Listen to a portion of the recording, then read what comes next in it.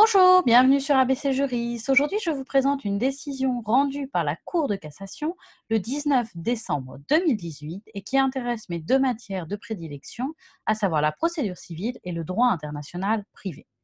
Alors, cette décision concerne plus particulièrement un arbitrage, puisque la Cour de cassation était amenée à se prononcer dans le cadre d'un arbitrage international. En l'espèce, une société italienne avait conclu avec une société grecque un contrat de sous-traitance pour la construction d'une usine en Grèce. Ce contrat contenait une clause compromissoire. Un litige ayant fait jour, la société italienne a mis en œuvre la procédure d'arbitrage prévue sous l'égide de la Chambre de commerce internationale. Le règlement de cette organisation prévoit que la demande de récusation des arbitres doit intervenir dans un délai de 30 jours après avoir été informé des faits et circonstances justifiant cette demande, et ce, à peine de forclusion. La société grecque a demandé la récusation du président du tribunal arbitral, récusation qui a été rejetée pour tardiveté. Une sentence partielle a ensuite été rendue concernant le principe de la responsabilité. La société grecque a alors formé un recours en annulation contre cette sentence sur le fondement de l'article 1502.2 du Code de procédure civile, car elle estimait que le président du tribunal avait manqué à son obligation de révélation et à son devoir d'indépendance. Quelle est la procédure ? En l'espèce, la Cour de cassation avait déjà été saisie et avait rendu une décision le 25 juin 2014, et c'est la première chambre civile qui l'avait rendue. Et la Cour d'appel de Paris a rendu une décision par la suite, le 12 avril 2016. C'est cet arrêt rendu après renvoi après cassation qui fait l'objet d'un nouveau pourvoi. Quelle est la question de droit ? La question qui est posée à la Cour de cassation était celle du point de départ du délai pour demander la récusation d'un arbitre, ainsi que celle du type d'information qui pouvait être considérée comme nouvelle et justifier de décaler le point de départ du délai. Quels sont les moyens du pouvoir ? Alors, c'est une décision de justice qui est extrêmement longue, puisqu'on n'a pas moins, je crois, de 14 branches du moyen. Donc, je vais vous les résumer. Donc, le moyen contient, je vous l'ai dit, de nombreuses branches et la Cour de cassation n'en reprend qu'une partie. Les premières branches invoquent toute la violation de l'article 1522 du Code de procédure civile. Première branche. En premier lieu, le moyen estime que les parties n'ont pas, en cours d'arbitrage, à effectuer des recherches relatives à l'indépendance des parties. Même si les informations étaient publiques, selon le pourvoi, le demandeur à la nullité n'avait pas à rechercher ces éléments. Deuxième branche, selon le pourvoi, les parties n'ont pas de raison de mettre en doute les propos de l'arbitre et notamment sa déclaration d'indépendance. Il ne faut donc pas pour autant considérer que les parties ont renoncé à contester la régularité de la composition du tribunal. Le pourvoi reproche aussi à la Cour d'appel de ne pas avoir recherché si le président du tribunal arbitral n'avait pas volontairement caché certaines informations, d'autant qu'il avait eu recours au service d'une entreprise chargée de vérifier les conflits d'intérêts.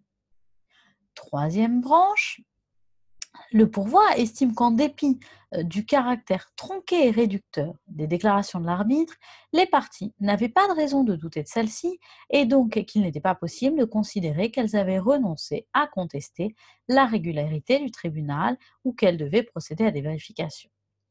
Quatrième branche, le président du tribunal arbitral a affirmé ne pas être informé du conflit d'intérêts et le pourvoi estime que dès lors, l'accessibilité de ces informations ne peut pas être opposée aux parties.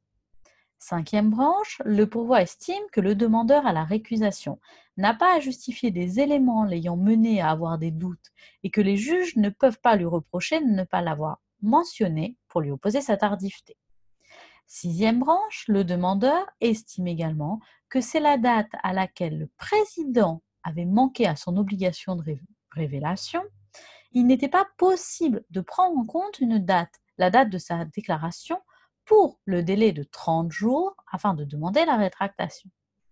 Septième branche, Le pourvoi estime que la Cour d'appel aurait dû vérifier si le président du tribunal arbitral avait manqué à son obligation de révélation et tenir compte du conflit d'intérêts persistant pour déterminer la date de départ du délai pour demander la récusation. Huitième branche, dans cette branche est examiné le fait que selon le pourvoi, la renonciation au droit de demander la récusation ne peut être retenue que si les parties n'agissent pas en connaissance de cause dans le délai prévu. Il considère que les juges ont ajouté une condition d'aggravation des doutes pour déterminer le point de départ du délai.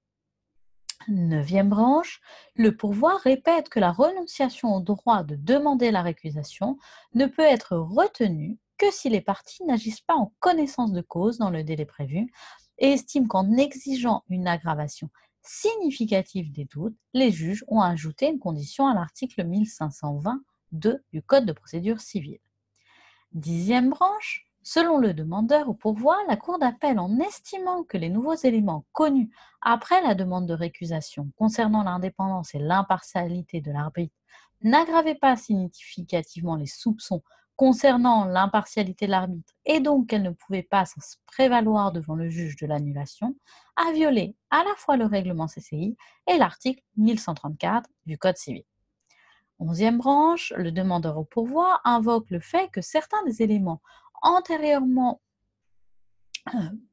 postérieurs à la demande de récusation étaient entièrement nouveaux et donc, en refusant qu'il les invoque, la Cour d'appel aurait violé l'article 455 du Code de procédure civile. Douzième branche, et c'est bientôt terminé, le pourvoi reproche à la Cour d'appel d'avoir soumis la recevabilité de la demande en récusation à son bien fondé, contrairement à l'article 1520-2 du Code de procédure civile. 13e branche, la communication de documents entre le président du tribunal et une des parties, transmission refusée au demandeur, provoque un doute raisonnable sur l'indépendance et l'impartialité de celui-ci, ce que la Cour d'appel aurait dû vérifier toujours en application de l'article 1520-2. 14e et dernière branche, enfin, le pourvoi estime que la Cour d'appel n'a pas correctement interprété les prises de contrôle de l'autre partie pour vérifier l'existence d'un doute sur l'impartialité et l'indépendance de l'arbitre. Alors, que décide la Cour de cassation? Alors, puisque nous avons tous les moyens du pourvoi, nous savons déjà que c'est un arrêt de rejet qui est rendu par la Cour de la première chantier de la Cour de cassation. La Cour de cassation note que l'arrêt a relevé tout d'abord que dans sa demande de récusation, la société n'avait pas évoqué le fait que les informations rendues publiques constituaient pour elle une révélation et mentionnaient seulement des recherches complémentaires. Ensuite, les informations en cause étaient des informations publiques et faciles d'accès. La Cour d'appel n'avait pas effectué les recherches mentionnées dans le pourvoi. Elle pouvait en déduire que la demande de récusation était hors délai, d'autant que les informations complémentaires découvertes ultérieurement étaient aussi connues. La Cour d'appel a aussi constaté que les nouvelles informations, qui ne faisaient que compléter celles dont elle disposait avant le dépôt de sa requête, n'étaient pas de nature à aggraver de manière significative ses doutes sur l'indépendance et l'impartialité de l'arbitre. La Cour d'appel a aussi constaté valablement que malgré les différents rachats et cessions, les circonstances démontraient qu'il n'y a pas de doute raisonnable sur l'indépendance de l'arbitre. La Cour de cassation rejette donc le pourvoi tout en constatant que les autres branches du moyen ne permettaient pas d'obtenir la cassation. Voici pour la présentation de cette décision de la Cour de cassation. Je vous invite à vous abonner à ma chaîne et je vous rappelle que j'ai publié en ce début d'année les fiches d'arrêt des décisions de justice en matière de procédure civile. Je vous ferai une vidéo sur cet e-book et vous pouvez le retrouver facilement sur le site de BOD ou sur le site d'Amazon. Je vous retrouve très bientôt pour de nouvelles vidéos.